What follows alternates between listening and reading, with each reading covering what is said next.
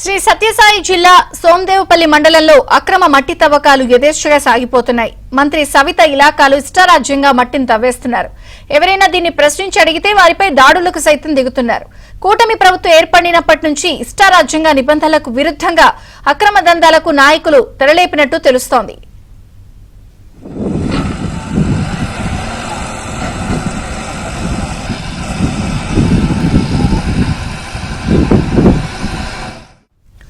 జేసీబీతో పాటు 10 ట్రాక్టర్లతో అనుమతి లేకుండా రైల్వే పనులకు మట్టిని తరలిస్తున్నారు. చెరువులు, ప్రభుత్వ భూముల్లో మట్టి తరలించి సొమ్ము చేసుకుంటున్నారు.